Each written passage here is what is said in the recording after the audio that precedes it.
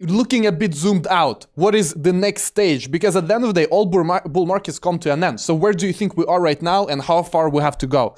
Yeah, I would say, especially for everyone who thinks I'm not exposed enough in the market, I only have 0.1 Bitcoin, I only have 0.01 Bitcoin, it's still a lot, because the price levels where we are right now, it's a joke. I mean, you are a lot into Ethereum. 1,700 is a joke for Ethereum, just as 45,000 or 40,000 where we are right now is a joke for Bitcoin. So I don't not only see the 44,000 level, I not only see the $54,000 level, which is another measured move price target. This is maybe one for the next 2-3 weeks, but I see even hundreds of thousands of dollars per Bitcoin this year.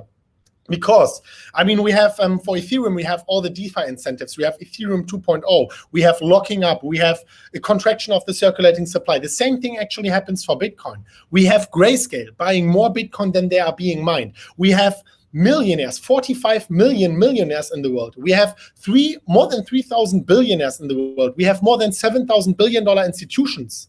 And now you have to think about, if you have an absolutely scarce asset like Bitcoin, where you, in the first time in the history of mankind, cannot inflate the circulating supply or the maximum supply above a specific amount, in this case 21 million.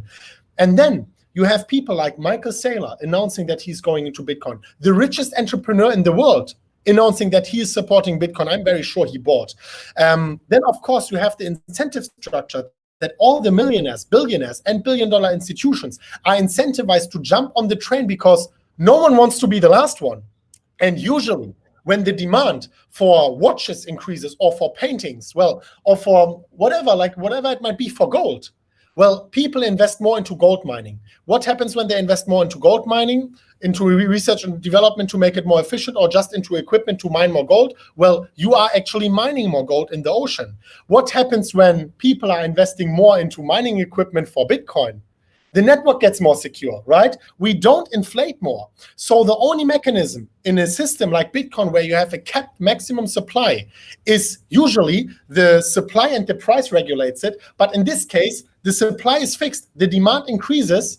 So the only mechanism to make Bitcoin available for everyone is the valuation to increase. This is why I personally think prices like $100,000, $200,000 are also a joke for Bitcoin. Even in this year, I am personally, my prediction, if you point a gun to my head, I have to point out a prediction, I would say $275,000 US. But do you think we will have another collapse in Bitcoin price like we saw last time? Minus 85% basically. You think it's possible now with all of the fundamentals that we just mentioned, or it's different this time? Which is, by the way, a very dangerous thing to say. No, it's different Exactly. this time. But is it different this time? So it's always different, but in the end, it's same, right? Like, history doesn't repeat, but it rhymes.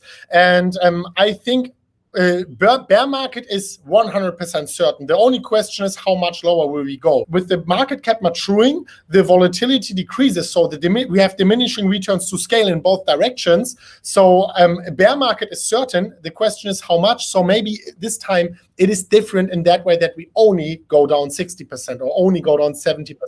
I still think it is going to be very bloody, because now we are taking all the mainstream in. Of course, the volatility decreases, but we have so many incentive structures, Bitcoin being locked up. We have Grayscale buying a lot of Bitcoin to satisfy the institutional and retail demand.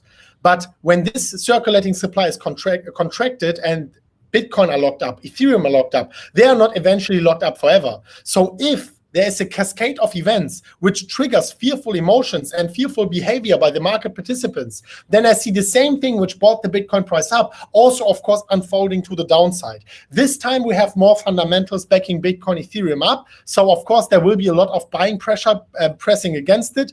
But a bloody shakeout is, I think, pretty much certain.